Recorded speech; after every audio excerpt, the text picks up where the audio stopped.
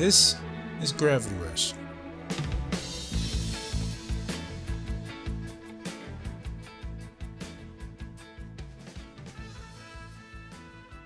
Gravity Rush, or Gravity Days as it's known as in Japan, is an experience that's difficult to compare to other games, and I say that simply from the gameplay. For some, including myself, it may be hard to think of other games that provide similar gameplay mechanics to Gravity Rush, and that alone makes it worth trying out. With this video, I want to look at what makes the game stand out, but also where it falls short. The goal is to give these games as fair a view as possible before giving my opinion on it at the end. This video and the ones to follow will also be an opportunity to point out the negative practices that developers fall into in today's gaming industry. That's not to say I won't point out the good as well. Games are not like they used to be. Graphics keep improving, advances in tech allow for deeper gameplay systems, and storytelling plays a bigger role in games today than they did generations ago. For those unfamiliar with Gravity Rush, it is a 2012 action-adventure game that was originally released for the PlayStation Vita. Now, I never got to play that version of the game as I never owned a Vita, but even if I did, I don't recall much advertising for the game at all. Plus, look at this list of games that were released in the same year. These were released the months prior to it coming out. That's some stiff competition for what games I would have been playing at the time. The remaster, later released to the West in 2016, 2015 in Japan, came with a variety of upgrades to the game. These upgrades included an increased frame rate,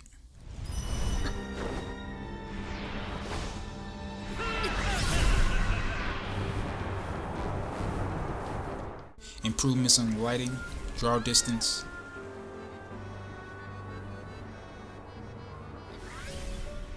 and the graphics and character models.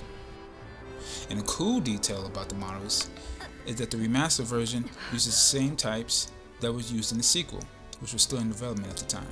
So that version of the game will be shown throughout the video. Wow, he just flashes me like that? Cat. Oh, cat, don't reach for it. That's not what you're supposed to do. And look what happened. You got sucked in.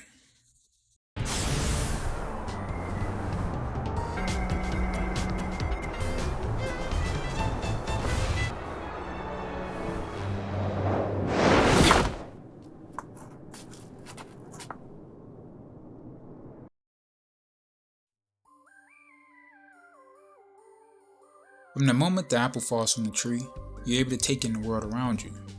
The first thing you'll notice that complements the world is the art style. The look of Gravity Rush takes inspiration from French comics called Bande Dessinée. This leads to the game having a unique look for both the world and the characters. Gravity Rush also offers a variety of locations to visit, from the entertainment district of Hexville to the fire pits of the Inferno. I don't want to give away too much about where you'll go in the game, so you have to play it to find out. Majority of the areas you travel through are quite spacious, allowing you plenty of room to fly around, enjoy the sights, and get used to the gravity mechanics. With all the space that's given, combat never really feels confined. There are a few locations in the game where things get tight when fighting enemies in the air, but for the most part, wherever you're fighting, you can maneuver and approach combat in any way that you like. All the while, precious gems are scattered everywhere in the game, ready to be picked up. And I do mean everywhere. Every district, every world, around every corner, on every rooftop. You can't miss them. These gems help level up Cat's abilities. This could range from her health, the speed in which she flies, to simply upgrading the power of her kicks. And for some parts of the town, they can be used to restore certain bridges and buildings, which unlocks challenges that Cat can use to earn more gems. And I'm not entirely sure why she does this, but Cat slaps the hell out of these generators throughout the game, and I mean every single one.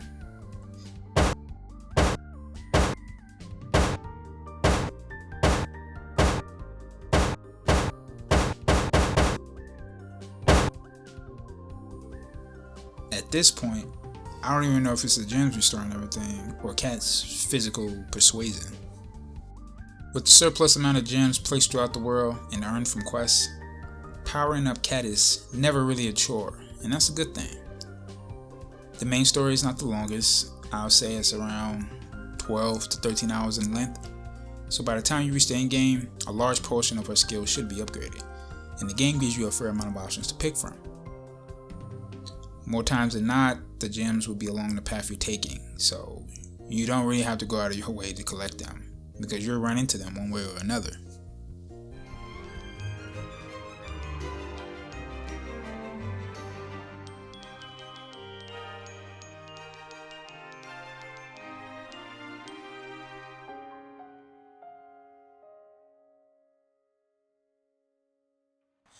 Kat is a young woman who awakens in the town of Hexville with no memory of how she got there or even her name. Rather quickly though, she takes on the moniker Kat, a name she picks up from one of the townsfolk.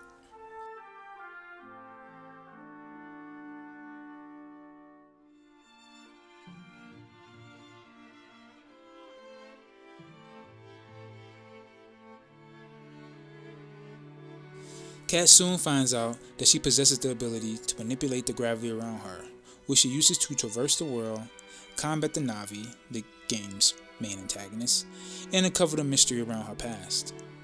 That's the short and sweet synopsis of the plot. I don't want to say too much, I don't want to spoil it for you. Kat's personality makes her an extremely enjoyable character, and a realistic one too. She's not one to be easily led, or taken advantage of, and it shows throughout. Snapping back when characters start speaking reckless, and making decisions that, depending on the situation, make sense. Here's her reaction to meeting a fortune teller.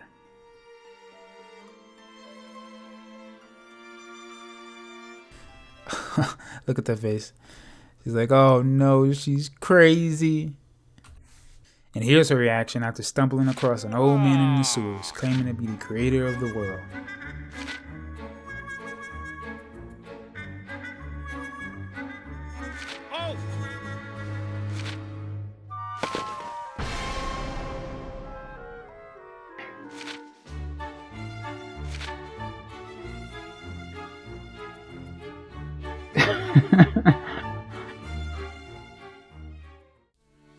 That isn't to say she's perfect, but instead human, and that makes it easier to relate to her, as there are some questionable things that she does as well.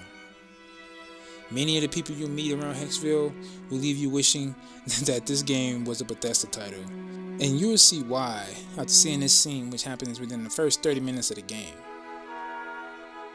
After being approached by a distressed father, Kat is told that the man's son is about to get sucked into the void. And the father actually meant that. He wasn't joking. It's a life or death situation, so Kat races to save the boy.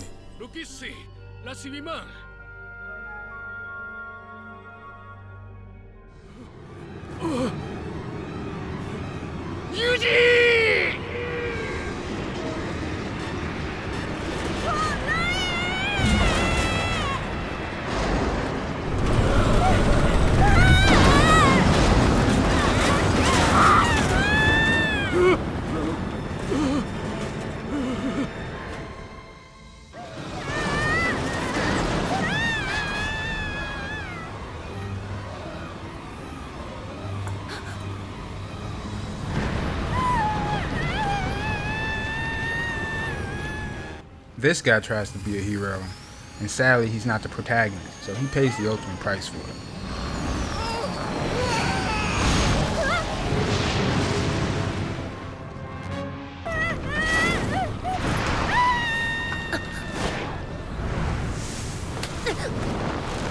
Kat saves the day, or at least this guy's son, only to be met with this response.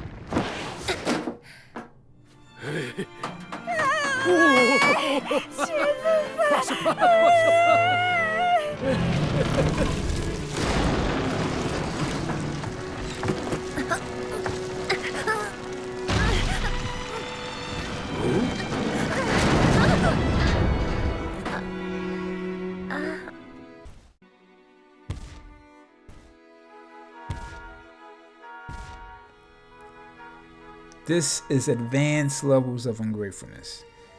A gratefulness I've never seen before. And it sets the tone for how interactions with some people in this town will go. Maybe it's the economy, or hanging above an endless pit, or maybe even entire sections of the town, including the people, being sucked into the void that puts so many people in a bad mood. Life can be cruel. All in all, Kat in general is one of the better video game protagonists. It helps to get you invested in her plight of helping the town, and keeps you there as you progress through the story. And when I'm invested in the story of the characters, the more immersed I am. Beyond gameplay, I love a good story. When I'm sitting on the edge of my seat, anticipating what's to come, following the journey, and seeing relationships begin and change throughout, it makes the game hold a lot more weight. Who wants to play as a character that you in no way care for? Well, keep you wanting to see how it ends for them. And even better if the writers can get me to feel the same way about supporting characters I run into. Kat meets an interesting group of people throughout the game, and honestly, very few stand out next to Kat, but the ones that do add to the game and Kat's story, and that's refreshing every time.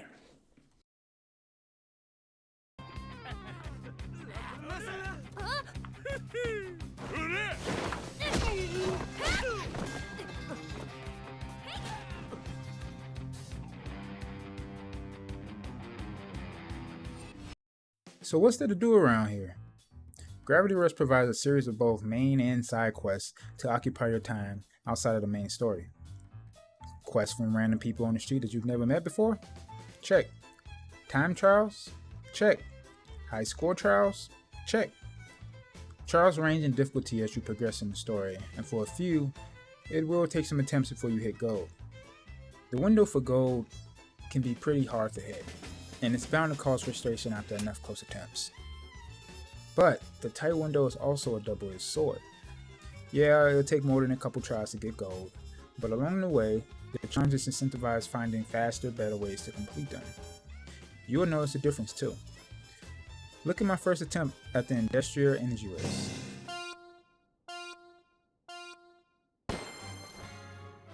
Right off the bat, I'm missing landings, wasting time, switching in and out of gravity mode. I'm flying by checkpoints. It's a messy run. And while knowing the course is half the battle, it doesn't mean much if you don't know how to efficiently navigate it. The game doesn't tell you the best way to traverse the course. That's all up to the player.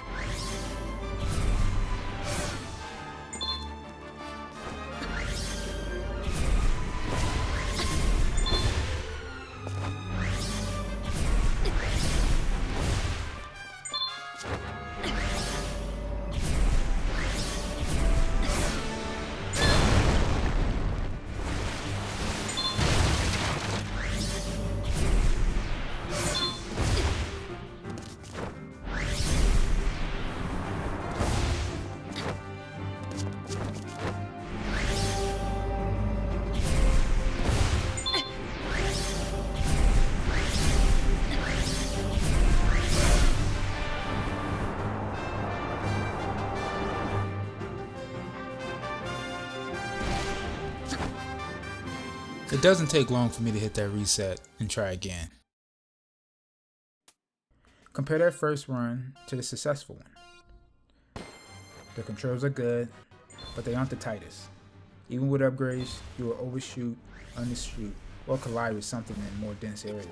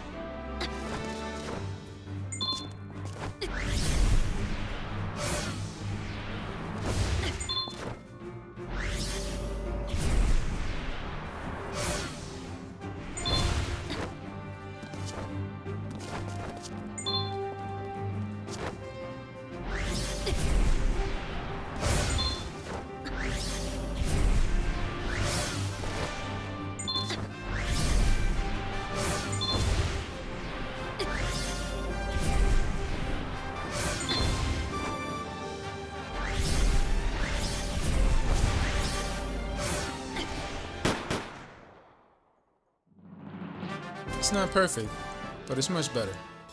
Outside of regular quests and trials, the remastered version also has DLC stories that are short and sweet and provide alternative costumes for Cat. Consider them additional quest lines that help scratch the itch if you want to spend a few more hours in Hexville. On a side note, the trophy icons for the DLC come together to form a picture of Cat in whichever outfit she has on that DLC. And I think that's a pretty cool feature, a nice touch, and I wish more games would do this. Now, none of these quests are the most in-depth, and that's a shortcoming with this game. Many of the quests are just fetch quests or kill quests, so don't expect the death of Witcher 3 or Fallout. And honestly, that's okay. Not every game needs it to be quality. The gameplay loop is fun, and traveling around and gravity kicking weird void creatures is enjoyable either way. And I think it makes up for the lack of depth in quest lines. Now, I just said it's enjoyable, and I do mean it. But the tracking on the aerial kick be pretty bad at times. And if you're really unlucky, you can miss your target multiple times in a row.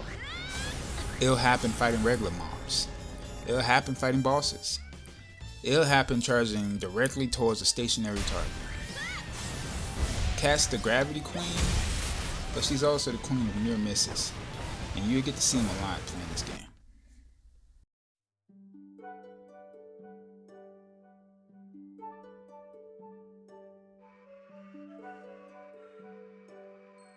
I've spent an extraordinary amount of time playing video games. It's a hobby, a passion, my preferred form of entertainment. Knowing that, not every game lives rent-free in my head like Gravity Rush does. I would recommend it to anyone who wants to try something outside the box.